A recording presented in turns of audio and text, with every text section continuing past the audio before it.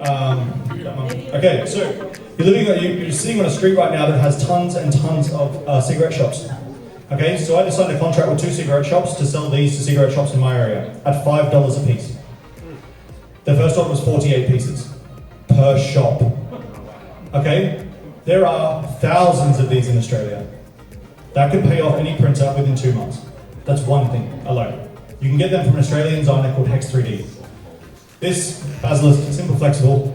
I have 2 autistic children. These are incredibly popular for autistic children. They're very helpful to them. These are the kind of things you can do. That's my desk at home. That's me prepping all the different types. You can see the tractor in the top. That's an Etsy store that is based out of France that wants someone to print for them in Australia. So if you see an Etsy store based outside the country, instead of them sending them over here, why don't you partner with them? Why don't you ask them, hey, you give me a cut, I'll print for you inside Australia. It happens quite often. Nobody else is doing it. There's no problem to do it. There's enough in the market for it. This is for lizards to go between. It's if you want to see what it looks like when it's painted, I have to get it from Facebook, but I can do that. That's the tractor there. So these are D&D miniatures. People get these all the time. There are tons of people who play D&D that want their miniatures painted or printed or something like that. Again, you can sell it at $5 to $10 a piece. And extrapolate, you can list them on Facebook, Etsy, anything you want, basically. And there's a gap for everyone. All of you could do it and still wouldn't deal with the demand in Australia. This poor thing here, this poor little dog, has no leg, since it's a puppy. Now, I'm making a prosthetic leg for that dog right now. 6 weeks ago, I had no clue what I was doing. There was someone posted a picture from someone in China that had did it, and they sent me how to do it. We are now casting. The issue with this is that the dog doesn't have a stump, which is one of the biggest things. So the owner right now is plaster of Paris making a mold of their shoulder. I am taking this, I am scanning it, I am taking the resin printer that I have at home, I'm making the mold, and then we're making the dog a leg. Now, have a guess how much you think that costs for someone that's offering it to people. How much do you think they charge? No, unfortunately, the people that actually do it are minimum $5,000. Minimum. There is nobody in Australia that's doing this.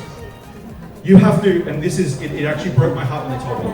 You have to take your dog to America, to then scan it, to then hopefully be able to scan it, to then make it here. When I heard that, I was like, how is that possible? I moved back from the UK 7 years ago with my husky. And I came back and he was basically, had to have a 6-month rabies shot. This is not possible here. And the prosthetics industry, I think they showed it in one of the Creality videos earlier. I'm not a doctor, but there's no reason why I can't help someone if they've lost an appendage. There's no reason why all of you guys can't help people. And yeah, you can make the money that you need to make, but we should be helping people, not just helping ourselves.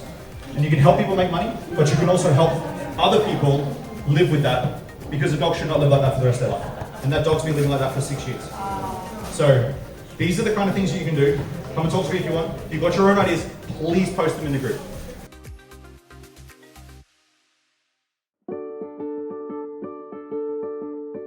That was brought to me by a friend overseas. They sent it to my house. It then stayed in a box for 2 years. I would say that if I started with the Ender 3, I would maybe not have stuck with it the way I did. Right. Because the Quiddy got me into it, because I've been in technology for I built my first computer at 5. Right. So can we say you are a technician guy? Yeah, I do. Would you like the people to describe you like, hey, Sean is I work in software development, so I'm a project manager, agile project manager, or community manager. I heard you also doing the job with the gaming. Yeah, video game company in video France. gaming. Yeah. I think the problem with the Ender 3 is that a lot of people just don't know how to use it. These days it's a lot different. So there's a lot of the same things that I heard back then, which was about 5 years ago, to what I hear now is completely different. So what you heard back then was it's not mainstream. So one of the famous things in software development and hardware these days is back in 1995 or something, I think it was, Steve Jobs got up on stage and said, within a year, I want to have a Mac in every household. Right. Creality has the possibility with 3D printing to repeat that. You're pretty much the only brand that everybody knows. I would say you're the only brand. It has only in Australia or the whole? No, in the world. You are synonymous with 3D printing, right? So you are the McDonald's of 3D printing. I think Creality's biggest problem is they're trying to be something they're not. So they provide really, really good entry-level printers, but they don't act like an entry-level company. So when you're an entry-level printer, like, and I'm not saying that you act as if you're only a year old.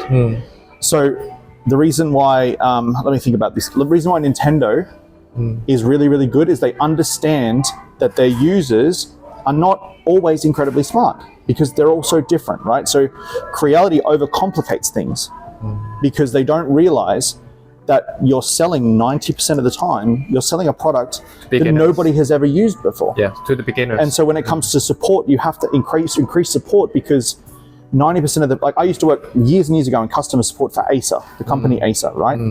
90% of our calls were, how do I turn it on? How do I open the CD-ROM drive? How does it work? Right. So you're focused on the Ender 3, which is a great, like, don't worry, it's a great machine. Yeah. But for the most part, for the entry, for the safety features and everything like that, you guys should push the K1, not the K1 Max, but the K1, because you would. The thing is, you push the K1, and the people who can't get the K1 and realize that they would live without an enclosure would buy the Ender 3. And so you sell the K1 and give the fallback of the Ender 3. The biggest 3D printer influencer in the world is Australian. The two of the biggest are Australian. Do you know who they are? Teaching Tech and Makers Muse. Tech, yeah, Makers Muse. Do you know who the biggest Patreon in the world is? Hex 3D. Do you know he lives in Newcastle, north of Sydney? No. Bunny, another Australian. Do you know why you don't know that they're Australian? Because they don't advertise in Australia, because there's nothing here. All the advertising, everything, all their affiliate links, everything like that are external companies. Right. And so there's no industry here because no one, not even the influencers from like the biggest creators, the biggest influencers, everyone, the biggest promoters, everyone like that, even the manufacturers, do not focus here. So these machines are abused heavily because there's no support. Most of the printers are sold here on eBay. eBay or Amazon or something like that. There's no after-sale support. All of the marketing that is done across everybody, all of the international posts and everything are released at 100 in the morning. So everyone's asleep. So nobody sees any marketing. There's nobody doing any kind of in-person. So the consumers here, most of the time, are asleep when things come out. They don't know anywhere to buy things. They don't know where to get any of their products. And they don't have anyone that really encourages them to buy things. Be here. That's the physically be here or both. Yeah. Like so if you look at the prices for 3D printers in America and the prices for 3D printers here, right? The shipping cost is less because it's closer, right? But why do printers cost more here? Because there's no competition to drag it down. There's no competition here. There's no scarcity. There's scarcity that's artificial. The reason why they're so low in America is there's competition. There's resellers competing against each other, Amazon competing against each other, eBay competing against each other. So every capital city in Australia has a makerspace. Some of the smaller cities have makerspaces. They're privately run. They basically, a lot of them make up... Privately run, yeah. So a lot of them, they're all subscription models. So you pay basically the Netflix amount of money per month and you, anywhere between $10 to $50 a month. And you come in and you basically use the machines for free. Every university in Australia that does technology has a makerspace as well. And a lot of them are paid for by the university for either doing university projects or people to come in and use them to encourage them to do them. But outside of that, there are none in a lot of different places around Australia. And if you think about the distance, there's huge distances between places in Australia. And there's nobody doing it. And the makerspace gives the potential to convert someone who has no idea about 3D printing or technology in general, who may in their mind have creativity, but nowhere to use it, nowhere to realize their potential of creativity. So all you're doing is you're losing them to TikTok. All you're doing is losing them to Instagram. All you're doing is losing them to different things. Whereas what you could be doing is that, say they see a TikTok of a 3D printed model, go to the makerspace and make it. There's too much makerspace loyalty in the cities. And the capital investment or the money you'd have to use initially to open it up and then compete against the current makerspaces would be different. Whereas in rural areas, and they've never been exposed to it. They've never been exposed to 3D printing videos. They're never the target of our They're completely brand new. Right. But not just that, and even influences in technology. They don't. Most of them don't even know what technology is. Technology to them is a tractor. Technology to them is everything else.